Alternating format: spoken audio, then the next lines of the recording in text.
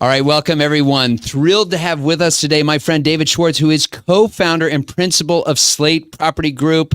Currently, Slate is developing over $2 billion in real estate throughout New York City, representing over 2,000 apartments. David and I have known each other a long time, so we're going to have a lot of fun today, get into a lot of different topics. So, David, welcome. Thanks, James. Nice to see you. Likewise. So it is a long time we know each other. Yes. So you're a native New Yorker, right? So the son of the famous Gridlock Sam. So I want to talk about like your New York roots and how has that kind of like helped shape you, and the fact that you've remained committed to New York, and just talk about how that's kind of informed your journey. So I was born and raised in Flatbush, Brooklyn. So like real Brooklyn when Brooklyn was Brooklyn. So the Brooklyn that you think about. And my dad worked for the city. So my dad is Gridlock Sam. He coined the word gridlock. Right. So his job was to actually try to chart the traffic and figure out how to alleviate it. And he was like a superhero fighting traffic. Okay, I like it. Was he successful? I think mixed bag, but I think nowadays, we're losing the traffic war. Okay. But he's still fighting it. He's not giving up. I love it. I love it. Okay. So if you're stuck in traffic, my dad's on your side against traffic. All right. That's his mission. But I grew up in Flatbush. It was sort of like a working class kind of neighborhood at a time in which people were leaving Brooklyn.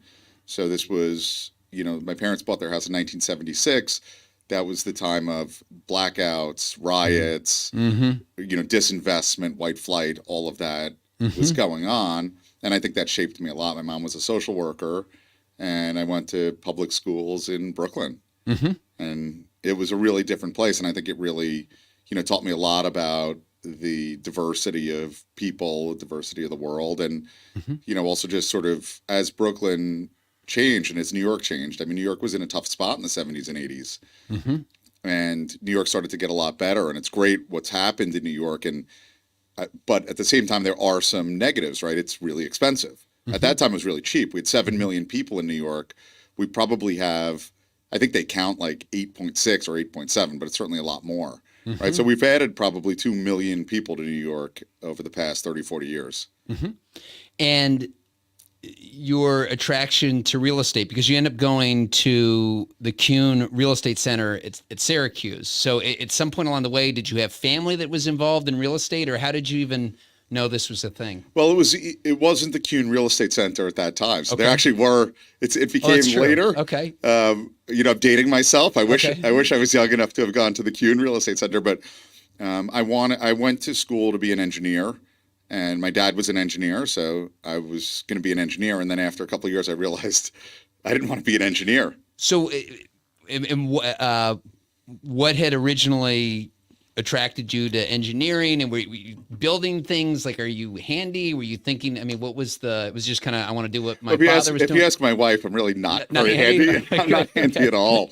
I was good at math, and my dad was an engineer. Okay. And we came from sort of like that, and that's what my dad knew. So he was like, try engineering, and you could always do anything else from it. But if you learn how the math works, and you learn how to solve problems and how to be analytical, it can help. And I started as an engineering major, civil engineering, and finance minor. But I quickly realized that I like the finance stuff a lot more.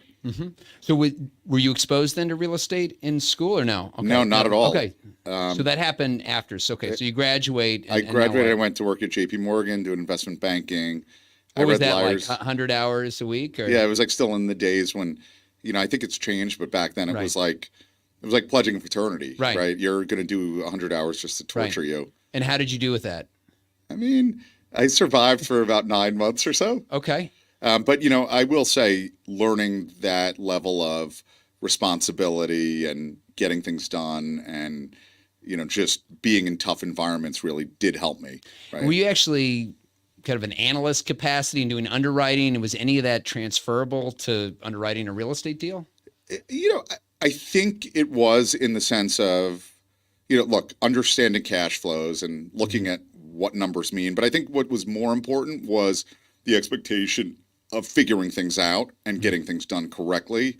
So I think that expectation of excellence was really the thing that you learn most from investment banking. Like, And the hard work ethic, I would imagine. yeah, like you just have to get it done. Like, hey, this has to be done Monday. Like, if that means working all day Saturday and all day Sunday, like that's what you're just going to do. Right, right. And so what happened after the 9 months there? So I got involved with some friends and we started a company to do some VC work. And, ultimately technology was not what I wanted to do. And I just always kind of had this passion for real estate. Even when I was a little kid, I used to, and I only realized this later, I would ask my parents, how much does that house cost? How much does this house cost? Why would a house in Flatbush that's so big cost so much less than, something in Park Slope that was smaller? Right. Like you have a house in Flatbush where we had a backyard and you had a driveway and a basketball hoop, but you had attached houses in Park Slope and they were like double or triple the price. And I was like, why? That doesn't make any sense to me. But, so that sort of got me interested. And you had an understanding of the landscape then, right? You had, you knew the neighborhoods. I mean, that certainly has to be an advantage, right, as an investor, because we talk about sometimes is it better to start off investing in your own backyard, or, we have a lot of investors who've been on the show that invest nationally. I mean, Ian Ross from Somera came in here and said, look, I go in and I'll learn a market in like 2 or 3 days and I'll go make an investment. I mean, you obviously have a lot more time spent here. I mean, you've seen these areas change. Look, I think starting out, it was so important. And I went to go backwards. I mean, I ended up working for a company called Crescent Heights. That's how I started to learn real estate. So you went estate. From the VC straight to Crescent Heights. Yeah. So, I mean, that's one of the largest developers in the country. So, I mean, but you didn't have real estate experience at that point. So how did you convince them that you could get the job done? I told them, I made them an offer. I wanted to work there, and I said, I'll work for free. Really? Oh, I love that. And if Did you know they the take you up Crescent on it Heights, or no? if you know the Crescent Heights guys, I love them. Sonny and Bruce and Russell are amazing and taught me so much. But they like a good deal, so Okay. Yeah. they took me up on that deal, and I worked for free for a little bit, and then ultimately became a full-time. It's full-time, but I became a paid employee, and I was traveling to L.A. and to San Francisco. It was the first time. I started at Crescent Heights, and my first day was the first time I ever went to California, first time I ever flew business class, and my second day was the first time I ever went to Hawaii. Wow. Yeah. That's like the dream job, right? It was a dream job being in my young 20s. I went out there. I knew nothing about construction and development, but I wanted to be a sponge. How did you pick Crescent Heights, though? What even made you think to just cold call them and say, hey, I'll work for free? I just was networking. I was calling lots of people, but I loved the idea that they were doing a lot of development, but also they were going to let me do development.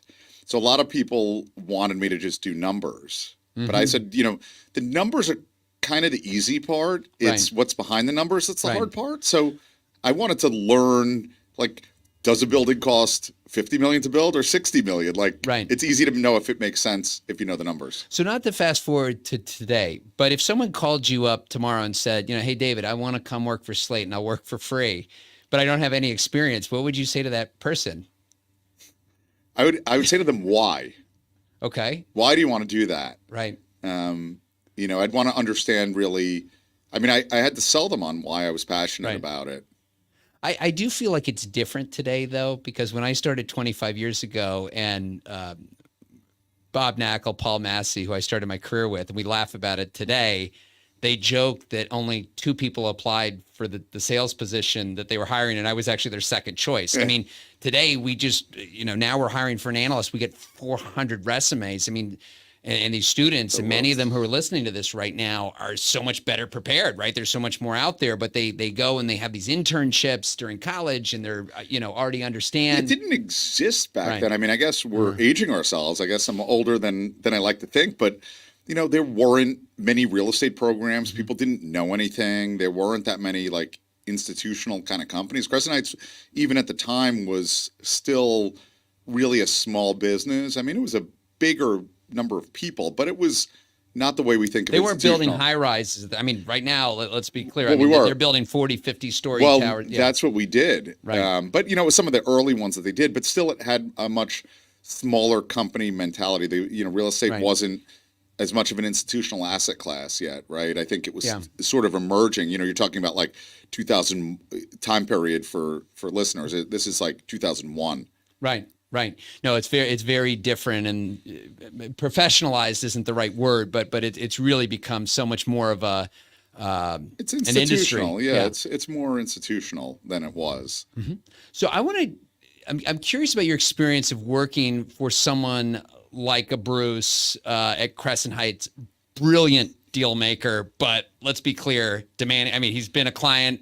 We sold property for him, but intense, to say the least. So, what was that experience like? And maybe you said, well, James, I was already working 100 hours a week for an investment bank. Like, so I get it. But for those listening to the show right now thinking, do I go work for a small boutique firm? Do I go work for a big shop? Like, do I want a mentor, a leader, a boss to be, what was that dynamic like to learn from? Look, these guys are absolute geniuses and extremely tough and demanding. I think what it comes to listeners is trying to understand yourself. Are you the kind of person that does well when you're really challenged and pushed?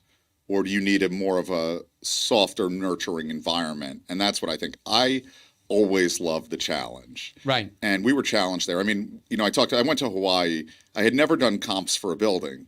So I go to Hawaii, we go to Honolulu, and Bruce's partner Sonny says, go to Maui and check out all the buildings. No instructions, no plan. And I just went there.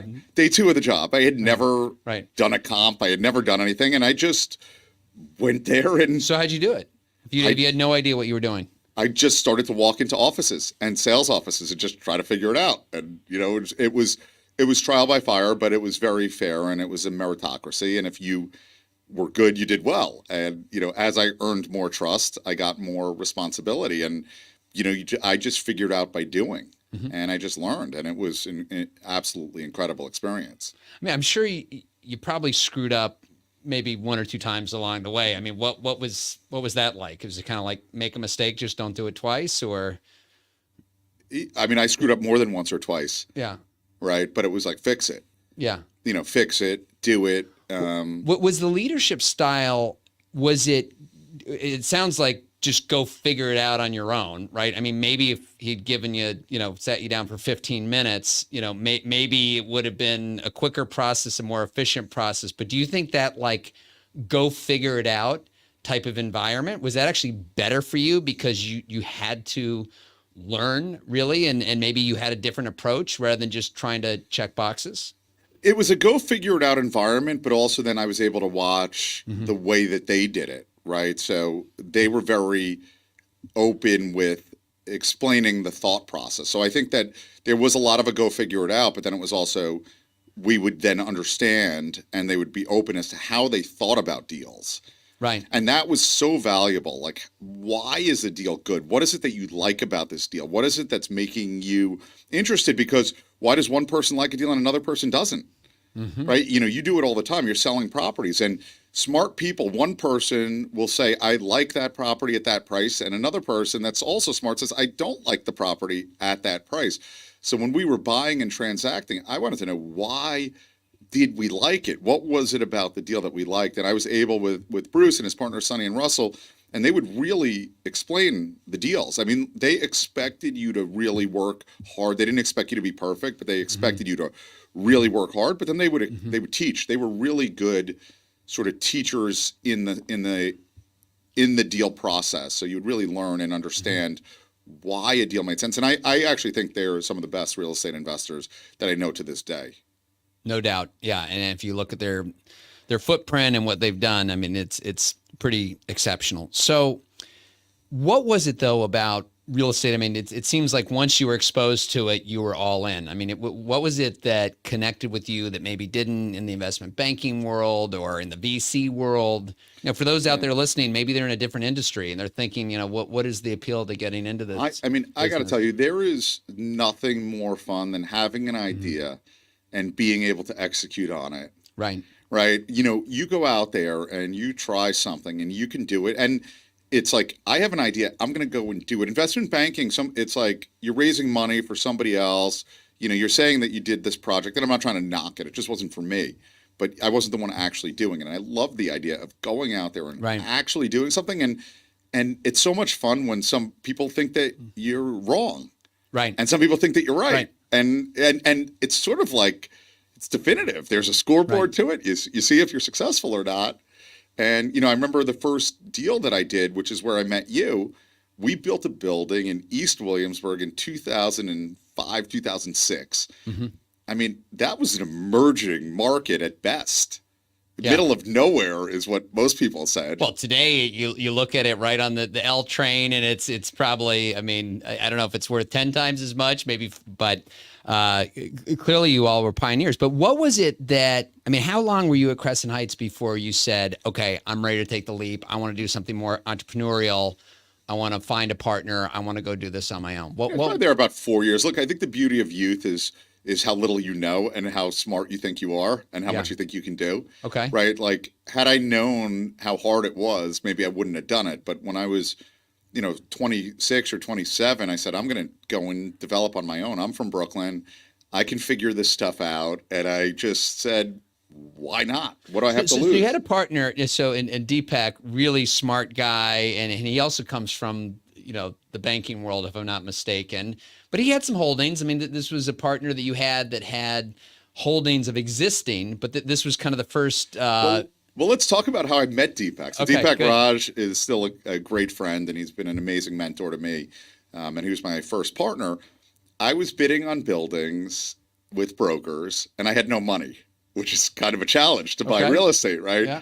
So I would bid on a building and offer like a $15,000 deposit or something. And the brokers were just like, look, you're a smart guy and everything, but that's just not going to, Yeah. pass muster, So one broker actually said, you're looking at this building and there's this other guy who's looking at the building, but he doesn't really know development. And we're going to convert a loft building. I think it was it was in Nolita it'll come to me right off of Lafayette, right down there. And he said, why don't you meet this guy? The guy is a successful investment banker, and he's in real estate, and you guys might be able to team up and do something. And, I was, probably 26, and, Deepak was more substantial and had a big investment banking career. And we met and we just kind of hit it off. And we said, why don't we go out and start developing? And he had owned some stuff in Brooklyn already. So Deepak had an interest in Brooklyn. I said, why don't we go and start a business? So the idea of having a partner who's complementary, who is, you had some of the hard skills and, the hustle. He obviously had the financial relationships, but he also had some experience. So was it just luck that you found the right partner who kind of did the match, or was it also, did you all kind of share the same vision? Or because you very, very different, you're not coming from the same stage of life. I mean, this is kind of might seem at first glance like an unlikely partnership, but maybe this is helpful for our listeners out there who think about a partner. I think we have to create our own luck. We need luck, but we need to be in that situation. So like for each conversation, there must have been hundreds of conversations that were dead ends where I was offering, bids and brokers were laughing me out of town, right? But I didn't give up. So I think we create our own luck. I think with Deepak, it just, it was the complementary skill set. So I think what's important for people to think about, and I always think about my career, is having complementary skill set with people that you work with. Right. So he brought a lot to the equation in terms of just a really smart, successful financial person that's been around for a long time, right? At 27, I thought I knew everything, and frankly, I knew very little about the way the world actually works. I knew a lot about building a building, but in terms of the bigger picture of the world, and I think Deepak, at the time, wanted somebody who had that energy and that aggressive behavior and that feeling that they could get everything done. And, frankly, having the time to sit on sites and build buildings, right? Deepak was not at that point in his career, but we had a shared vision that Brooklyn was going to be a great place to invest. Good. Right. So that was the nexus. And he brought a lot of financial resources, experience, knowledge. How do you negotiate with lenders and that sort of stuff? And that was really important, but also a big picture perspective on the world. Right. Like, it's important to be in Brooklyn and what the real estate is, but what's going on in the world affects values a lot. For sure. And I had limited experience about how the world works. For sure. So tell us how that actual development went, because yes, you had built, being part of Crescent Heights and having a whole team. Suddenly it's you, right? And so you're not leveraging those relationships, that, deep bench of talent. I mean, are you literally doing everything? I mean, where did you start to find the architect, the contractor? Like, how far in the weeds are you, like, camped out at the job site every day? What does that look like? I learned more on that job than I've learned doing anything else in my entire life. Okay. I mean, all of a sudden when your email address doesn't say Crescent Heights, Right. you don't have the same value to people, right? Right. When you're Crescent Heights, people return your phone call in a second. When you're David Schwartz at Gmail or whatever it was, it's it's a different message. And what was interesting is the quality level of the types of contractors and design teams and others is really different. When you're building a big building, right? Sure. You're dealing with a certain level of sophistication. But my first building was 32-unit, 5-story building. So how did you find out who was good or not? Well, I thought I knew. Right. And, I hired people and I would, Were you looking for references? Were you trying to see other projects? Going around, driving around, looking at what contractors are building, architects. I met, an architect that did this sort of stuff. And we went in, we built this 32-unit building. I was on site every day. I learned more about construction sitting on that site because, when you use one of these big CM firms, there's 10 different people, project managers and assistant project managers and engineers that are writing reports and all that sort of stuff. When you're going with these small general contractors, we have at the time it was like a $7 million budget. They don't have the ability to have 5 or 6 people doing paperwork. Right. So I'm sitting in the trailer and just learning, and they were so cheap they didn't even have a bathroom in the trailer, so I had to make friends with the coffee shop down the street. But so contractors save like $100 a month or $50 a month. Wow. So I mean, but negotiating a contract for the first time, and I mean, you always hear these horror stories of change orders and delays, and I mean, did you battle with that all, or did it nonstop? It was really? the nonstop battle, but that's how you learn how things work. So even now, I mean, what I learned there, I'm using every day. Like, I understand why, but I was always very inquisitive. And I think that's something that I would always tell people is like, always try to understand why. Like, why is it delayed? Like, you could just yell at the guy, I need it here now, but it's like, why? And I remember a story that was great was the guy didn't order one boiler because the other boiler would save him money. But the other boiler was like a 3-month delay. Right. So he's telling me like, oh, it's going to be here in 4 months. Now, I needed the boiler. But meanwhile, the guy was coming up with this whole story because he wanted to save like $10,000 or $15,000 and put my job at risk. And the delay is probably costing 50 in the long term. Way at least, right? Right. And it's all because the guy, and it's a guy behind a guy, right? So it's the plumber, and the plumber has a separate boiler guy. So it's a general contractor to the plumber, to the boiler guy, and somebody's trying to save money and create just massive havoc on the job. But just being there, will tell you so much, because so many of these things that you don't see, and people say, well, the guy didn't show up, but is that true? Right. Well, I mean, I'm sure the fact that you were actually there in person, because there's plenty of developers after a certain point, they're like, it's certainly after a couple of projects, you've got trust on the team, but there is also that squeaky wheel gets the oil. I mean, the fact that you were there every day, if people aren't showing up, like, guys, what are we doing here? And still to this day, I can go onto these sites and I know what's going on and where things go wrong. Because I lived there. Right. That wasn't the only site I lived on, but that site, like, I lived there. So in my book, I actually tell first-time investors to stay away from development because of all the inherent risk. It's, a lot of things, as I mean, just even getting a project out of the ground. I mean, clearly you had experience before building substantial ground-up projects, but what was it about ground up that you said, I'm going to jump right in, as opposed to like a rehab or maybe, trying a smaller multifamily project before? I mean, and I know you're saying, it was only 30 plus units, but it was a 7 million. I mean, it was a decent sized project, right? So yeah, I mean, I love the idea of building buildings. I mean, right? You go out there and you build a building and change things. I mean, look, first of all, in general, fewer people do it. Right. Right. If you have 100 people, you buy a building, you know what the cash flow is, it's a lot easier to do. So if you can do something that not everybody can do, you're adding more, you're just adding more value. And that to me just felt like the right place to be. And, I said, at that point in time, we saw this building boom that was going on in Brooklyn, and we need more housing units in this Right. country. So for me to be able to build a skill set and do something different, I think that's just makes me so much more valuable. Anyone can buy, I don't mean to be disparaging, like it's much easier to buy a building. It's much harder to do development. So let me do what's harder. For sure.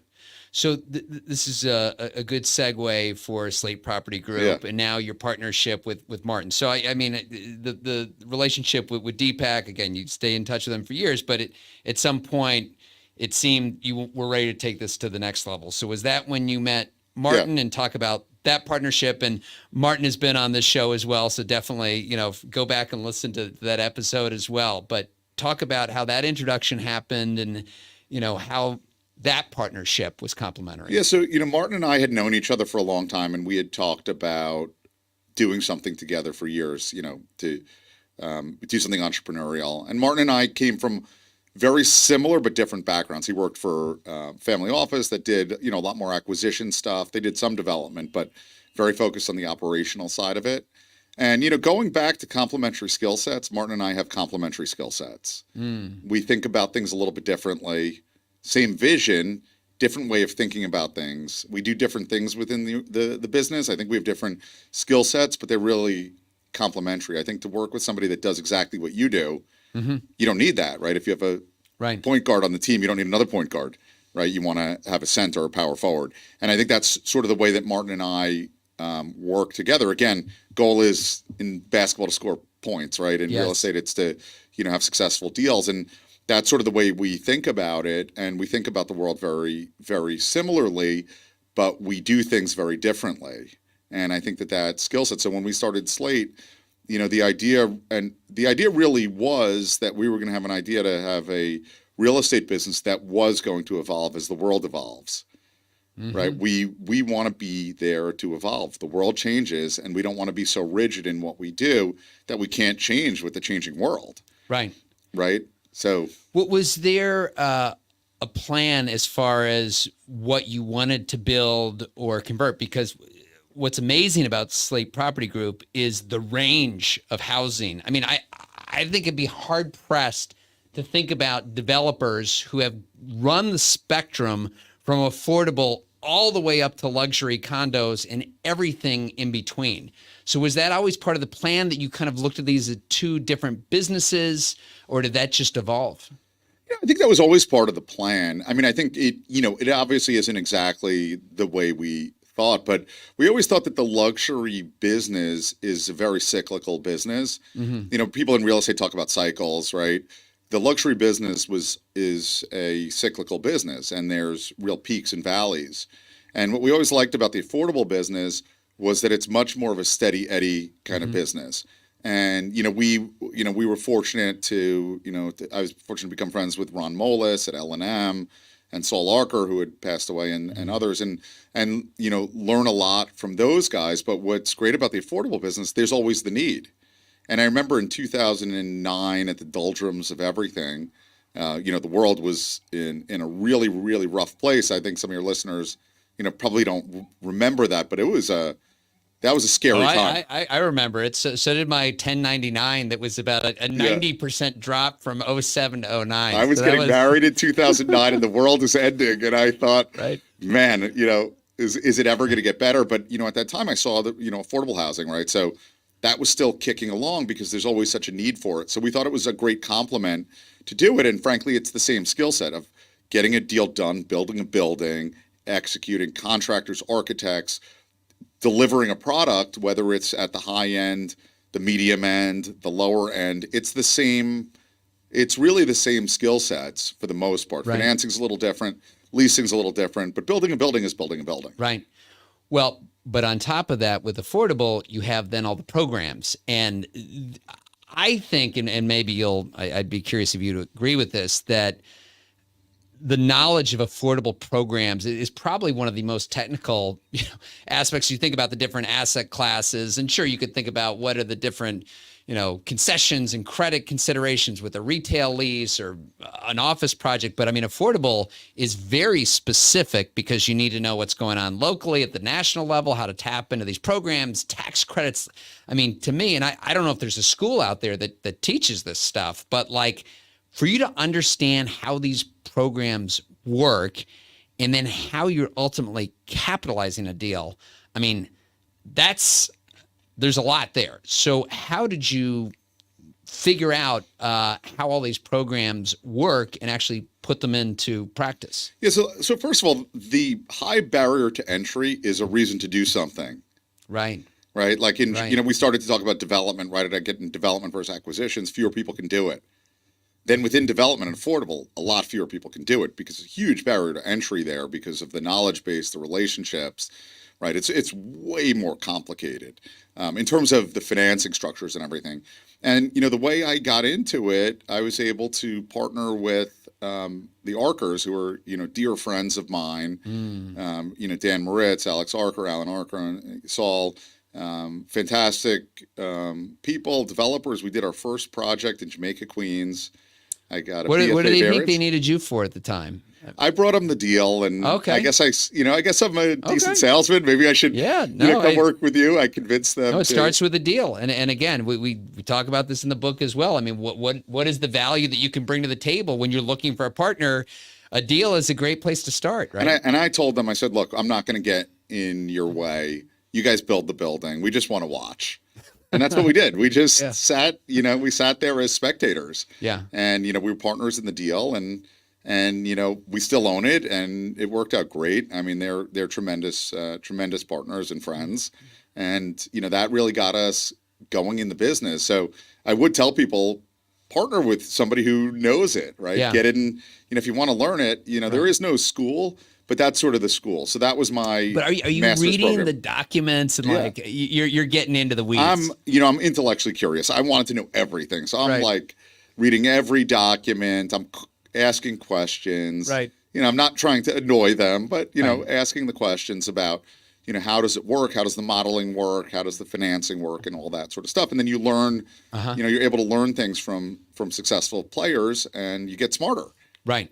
So another, I know, important, it's not just your component to your success, but I know it's also very important to you because we've had discussions about the importance of being engaged in government affairs, right? So you are not a spectator when it comes to, and I think a lot of developers, and again, love to hear what you think about this, they would almost hide from thinking, oh, well, elected officials, they're going to call me out. I need to, hopefully fly below the radar, right? Where they're going to be throwing out roadblocks. I mean, to me, it really feels like you are like engaging. You're really vocal. Talk about that. Yeah, look, we need to be doing that. I mean, real estate has a history, especially in New York, of being so civically engaged. And when New York almost went under, it was real estate that kept New York from going under in the 70s. Right. People prepaid their property taxes. And you look at some of the leaders, the Rudins and others in New York, they are so civically engaged because, real estate and the health of any city, wherever it is, are just so tied together. Yeah. I think it's a mistake to not be engaged with people. And again, we don't have to agree with everyone, but I always tell people, just hear what they're saying.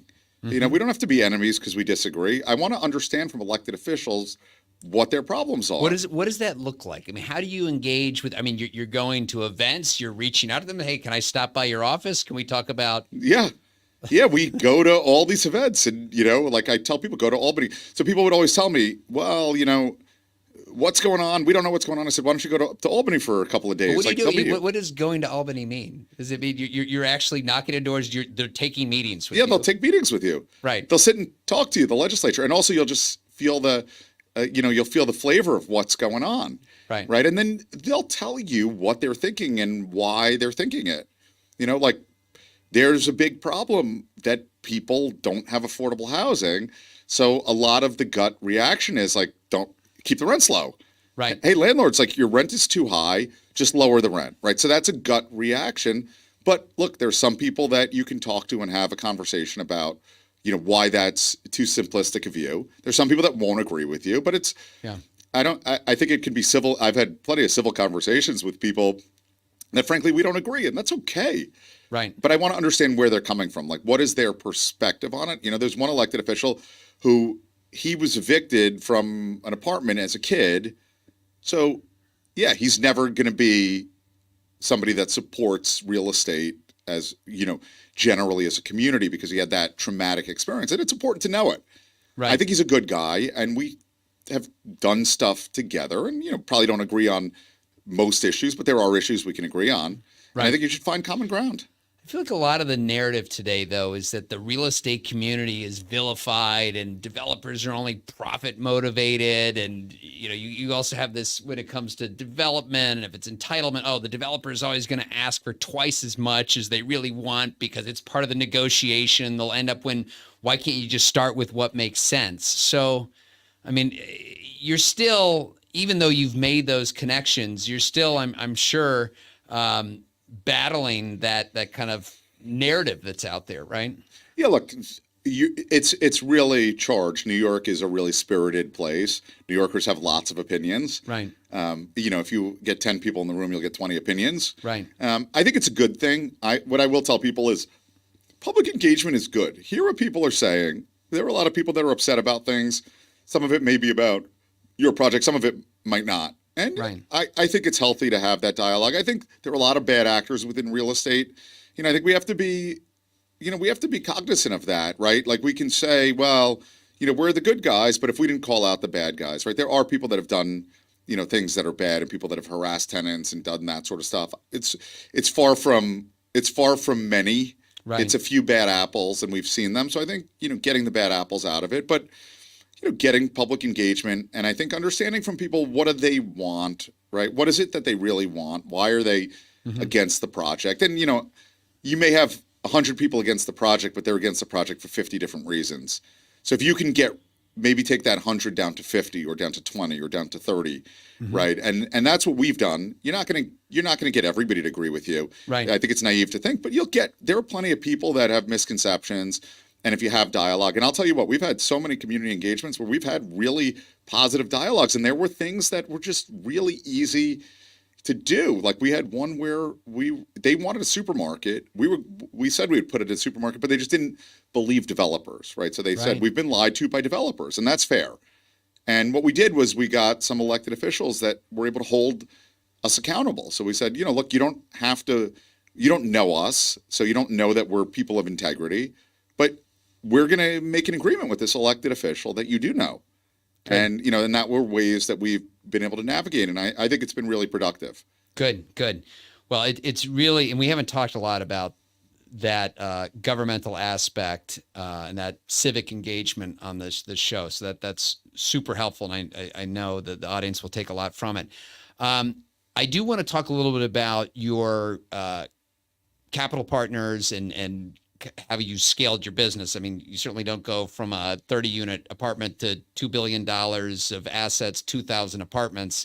You've had some incredible capital partners along the way. So did you kind of start with the friends and family and then that grew? And I think, what a lot of our audience, especially those who are maybe they've been doing small to mid-size investments, doing, that country club capital, if you want to call it, then they graduate to their first like real institutional investor because now your investors are like the who's who. So unfortunately, I grew up in Brooklyn and didn't know anybody at a country club, so it was harder to raise that friends and family good. Money. But maybe at the pizza shop or what? The pizza shop. Not a lot of money in Brooklyn pizza shops, okay. But. Look, it's slow and steady, and I think you have to understand that when you're starting out, not so different when I went to Crescent Heights. When you don't have a lot to offer, you have to take the deal that you can get. So we always think that, and it's something I learned from Crescent Heights. Your capital partners are really your customers, and you have to really cater to them. Your lenders, your investors. You have to really focus on them, and not just focus on last dollar on a deal. Get deals done, look at it as a business, and be successful. in terms of getting deals done, but you want your capital partner to be happy. Right. So who was the first, I mean, you don't have to give names, but like that first institution that was like, that Look, gave you a shot. I mean, it was probably a look, risk for them too. Maybe look, it was because you gave them great economics, but yeah, we did. The Carlyle Group with Andrew Chung was really something that, I mean, that put you on the map, right? I mean, because then, there's that, once you have, assuming it goes well, and there's that track record, like, wow, I mean, Carlisle's going to do a tremendous amount of diligence. If they're willing to partner with you, you must be good. I mean, I gotta imagine it was tremendous for us. I mean, it really was tremendous for us. And, the economic deal that we did with Carlyle is perhaps the worst economic deal that we did, and it was so worth it. Right. Oh, Right. that's really Because, interesting. Yeah. like you said, you want to, my philosophy is I want to be better tomorrow than today. Right.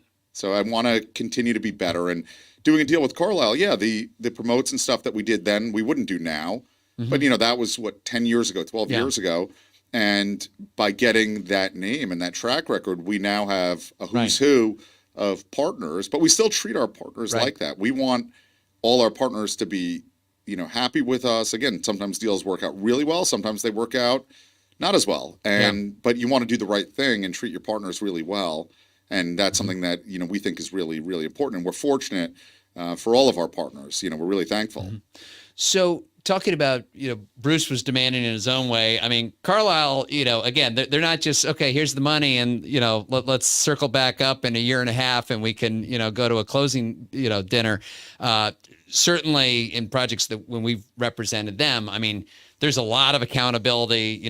They're not passive by any stretch. So I'd have to imagine at some point you and Martin had to start building up a team, right, that could do the proper institutional quality reporting. I mean, that probably really elevated your operations, I would imagine. Yeah, look, any big investors are going to be really sophisticated and demanding, right? Like in different ways, but anybody with significant capital is going to demand some level of excellence. And I think that's fair and reasonable. And is it actually getting into the operations? I mean, are they choosing finishes in apartments? I mean, what level? I mean, Carlisle will. Not everybody will, but Carlisle is a little bit of a hybrid. They're a little bit more of a developer than just an institution. So, right. But Martin and I always wanted to build up an institutional platform, and we realized that we had to have the financial reporting and the project management and all of that stuff. So that was always something we wanted to do. We don't view deals as just a deal. We view it as a business. And I think it's a big thing. And I tell people it's not a right or wrong thing. There are some people that have 2 or 3 folks in their shop. They go out, they do a deal, they do another deal. That's not us. We're 150 people. We envision an institutionally backed platform, and that's what we wanted to build. And that's what we did build, and it was really thoughtful, and it was something, and it was strategic, and we wanted to make sure that our accounting and our financing and asset management and all of that, and we have a real business. Slate can't just be me and Martin. Right. Slate is a real business that's beyond just us. Right. So talk about overseeing a company with 150 people. I mean, how many direct reports? I mean, are you really getting into the operations? Are you kind of keeping tabs on what's going on in the office? Or are you the deal guy that's out doing fun stuff like this? I mean, how involved are you getting in the actual operations? Well, we're in the middle of July, and I'm in New York City, right? Where a lot of people are out, in more fabulous places. Martin's in the office also today. Oh, yeah. So, we're very hands-on, but we have some really, really talented people that run different divisions. So what we typically have is that the heads of the divisions are direct reports up to us, and then they have teams behind them. Right. But you always, and maybe just because we've known each other so long, but you have no problem picking up the phone. I mean, you have an acquisitions guy. Hunter's awesome, but you love being out on the front line. I mean, I'm sure you could at some point just have everybody send you deal flow and it kind of works its way up to you, but you're still very much on the front line. Is that just kind of how you're wired, or do you feel like you get additional? Yeah, I mean, I learned early on, actually, Bruce and Sonny's partner, Russell, said there's only 2 ways to get a deal. You either pay more or move faster. Okay. Right. And, we get involved. We have really talented acquisitions people, but we want to be involved. And, I think it's also important sometimes when a broker knows that me or Martin is involved in the deal. I think we have a pretty good reputation. We can talk it through and sometimes push it over the finish line.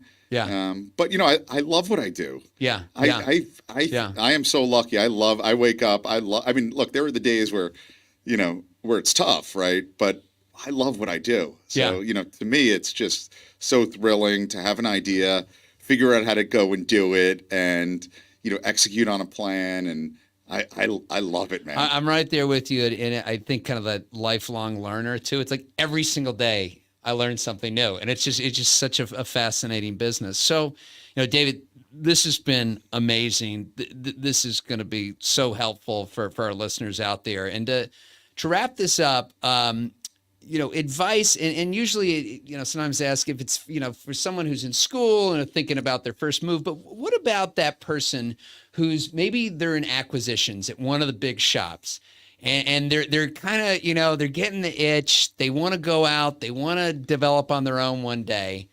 What would you say that, because there's that leap of faith, right? I mean, I'm sure, you were leaving a very good paying job, and I'm sure Deepak, he's a great guy, but he wasn't, David, I'm going to give you guaranteed salary.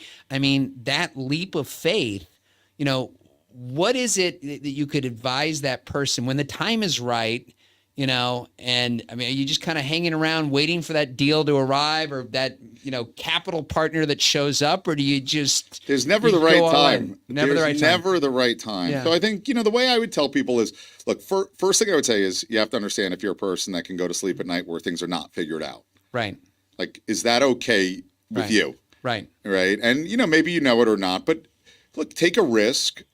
What's the worst that happens? You go and get a job. True. I actually like to hire people that have been entrepreneurial.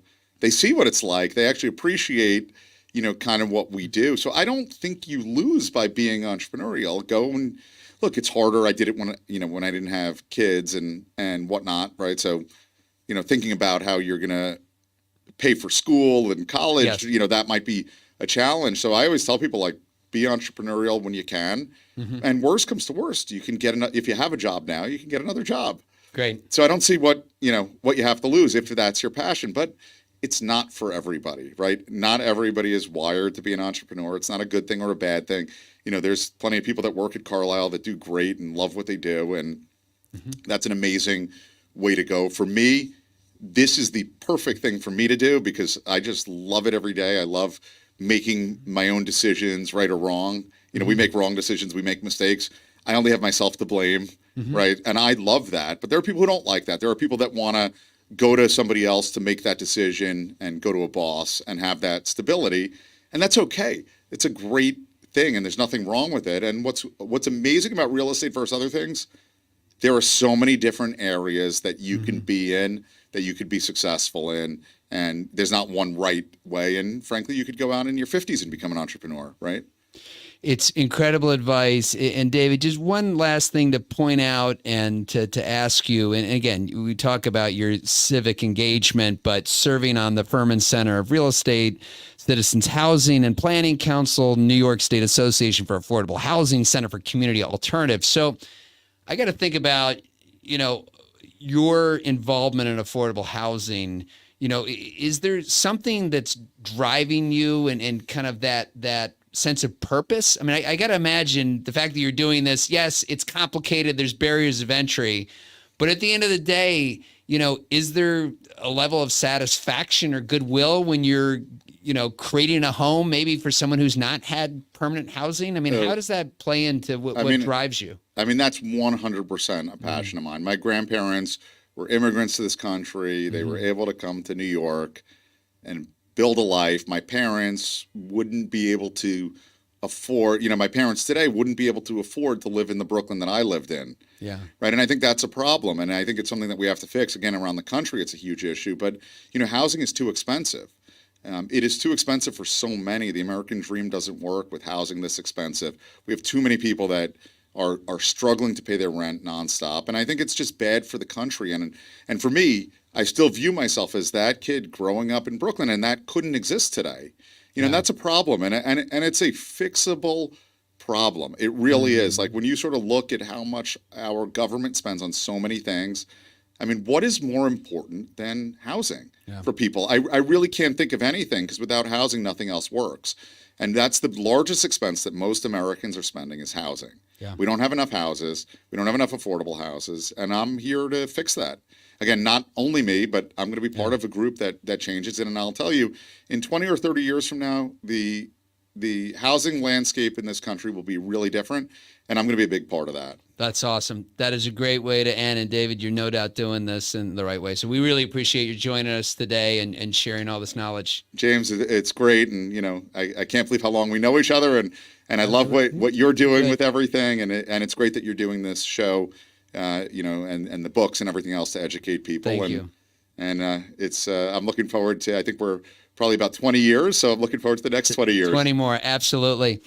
Well, this was wonderful. Thank you, everyone, for joining, not just on the podcast version, but those who might be watching on Instagram, LinkedIn, YouTube. Yes, we're streaming this now. And if you haven't already, go to jamesnelson.com. This site is not about me. I built this site for you. That's where you can find the show notes, that you can find out how to connect with David. There's helpful articles. And we're really here to help you gain the insider's edge to real estate investing. And so, as always, we appreciate your sharing the episode, the comments. That helps us reach a broader audience. So until next week, thank you again.